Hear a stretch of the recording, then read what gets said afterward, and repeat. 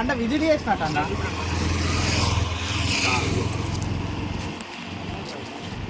ముందెక్కన్నా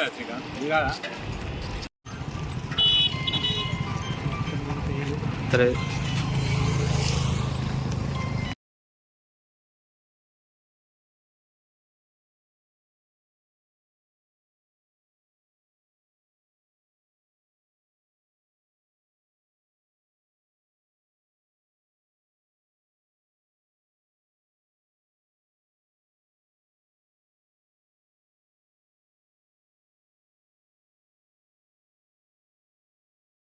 మంథని నియోజకవర్గంలో Congress party BRS party పైన ముఖ్యంగా నా పైన ఒక అట్టడుగునున్నటువంటి కుటుంబం నుంచి పైకి వస్తే ఎన్ని అబద్ధాలను చెప్పి ఈ సమాజానికి దూరం చేసిందో, అనేక సేవలు చేసి అనేక అభివృద్ధి కార్యక్రమాలు చేసినా కూడా 3 ఓట్లు ఉన్నటువంటి కుటుంబం ఇంత పెద్ద సమాజాన్ని మాయమాటలు చెప్పి అబద్ధాలు చెప్పి దూరం చేసి అధికారాన్ని చెలాయిస్తూ ఉన్నదో, ఇవాళ మంథని పెద్దపల్లి ముఖ్య రహదారి మీద మెయిన్ రోడ్డు మీద ఉన్నాం మనం.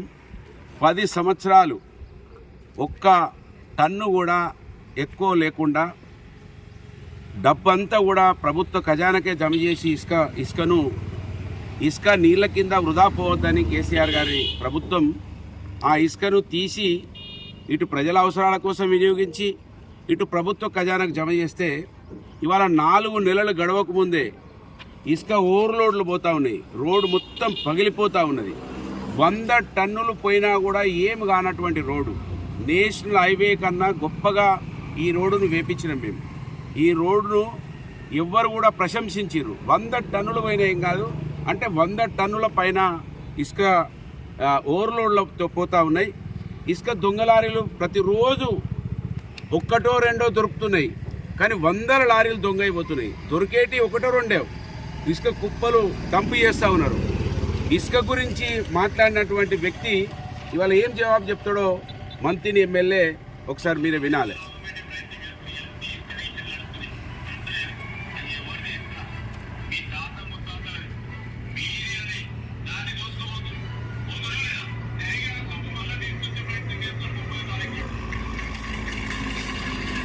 తాత ముత్తాతలది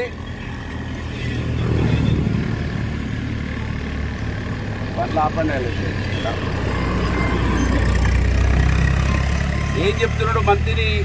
ఆ రోజు కాంగ్రెస్ పార్టీ అభ్యర్థి ఈరోజు ఎమ్మెల్యే ఏం చెప్తున్నాడు? తాత ముత్తాతల ఇసుకను దూసుకపోతున్నారు, 30 తారీఖు నాడు డబ్బులు తీసుకొస్తారు, పంచి పెడతారని చెప్పిండు. ఆయనే డబ్బులు 100 కోట్ల రూపాయలు పంచిపెట్టిండు. అది ఆయనే చెప్తున్నాడు వాళ్ళ కార్యకర్తలలో, మీరు ఏం పని చేసారు, నాకు 100 కోట్ల రూపాయలు పెట్టిన తప్ప మీ పని ఏం లేదని ఆయనే చెప్తున్నాడు. ఇవాళ తాత ముత్తాతల ఇసుక ఏ విధంగా తరలిపోతా ఉన్నది మంత్రి అభ్యర్థి చెప్పాలి, ఎమ్మెల్యే చెప్పాలి. ఇవాళ ఓట్లు వస్తేనే అబద్ధాలు చెప్పి కింది నుంచి మీ దాకా కాంగ్రెస్ పార్టీ అబద్ధాలు ఆడి వాళ్ళ అధికారంలోకి వచ్చి 4 నెలల లోడ్లు పెరిగినాయి, ఇంకా టన్నేజ్ పెరిగింది, ఇల్లీగల్గా లారీలు పోతున్నాయి. దీని గురించి వాళ్ళ కాంగ్రెస్ పార్టీ అభ్యర్థి ఏం చెప్తాడు? తాత ముత్తాతల సొమ్మంతా దూసుకుపోతున్నారు, ఇంతకన్నా సత్యహరిశ్చంద్రుడు ఎవరూ లేనట్టు, ఈయనే సత్యహరిశ్చంద్రుడు అయినట్టు, వీళ్ళ పార్టీ గొప్ప పార్టీ అయినట్టు మాట్లాడింది కదా. 4 నెలలు ఇసుక ఆగుతలేదు, లారీలు ఆగుతలేవు, పైపెచ్చు చాలా ఓవర్లోడ్ పోయి రోడ్లు మొత్తం పగిలిపోతూ ఉన్నాయి. 100 టన్నులు పోయినా ఏం కానటువంటి రోడ్లు పగిలిపోతూ ఉన్నాయి. ఇవాళ ఈ కాంగ్రెస్ పార్టీ వాళ్ళు ఇక్కడ ఈ ఇసుకలో మన ఇన్వాల్వ్ కాకపోతే వాళ్ళు చూడండి, సుల్తానాబాద్ దగ్గర అన్ని పార్టీల వాళ్ళు ధర్నా చేస్తున్నారు. వాళ్ళ కాంగ్రెస్ ఆయన ఇది అంతే అన్నయ్య గౌడ్ ఉన్నాడు, ఆయన జడ్పీటీసీ ఉన్నాడు అక్కడ, వాళ్ళందరూ కూడా అక్కడ దీక్షలు చేస్తున్నారు ఇసుక లారీలు ఆపాలని. కానీ మంత్రి కాంగ్రెస్ వాళ్ళు మాత్రం మొత్తం ఇసుకకు ఒకరు ఇన్ఛార్జు, బెల్లానికి ఒకరు ఇన్ఛార్జు, స్కాప్కి ఒకరు ఇన్ఛార్జు, బియ్యానికి ఒకరు ఇన్ఛార్జులను పెట్టి ఇవాళ కాంగ్రెస్ పార్టీ ఎమ్మెల్యే తమ్ముడిని నాయకత్వం వహించమని తమ్ముడి ద్వారా ఇక్కడ మొత్తం దందాలన్నీ కూడా చేస్తూ ఉన్నాడు.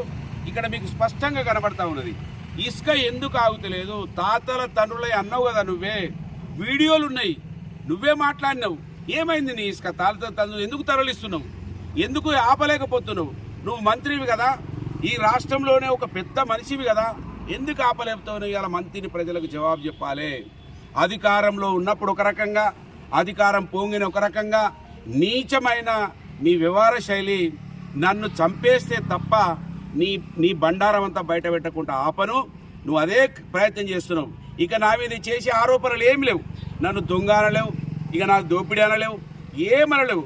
ఆ దోపిడీకి దొంగతనాలకు అన్నిటికీ బ్రాండ్ అంబాసిడర్ మంత్రి ఎమ్మెల్యే.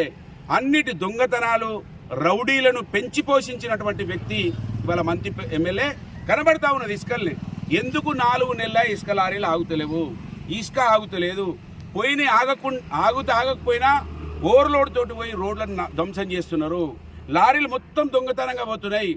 బలవంతంగా ఫోన్లు చేస్తే 1 2 పట్టుకున్నారు పోలీసు వాళ్ళు. 100 లారీలు పోతున్నాయి.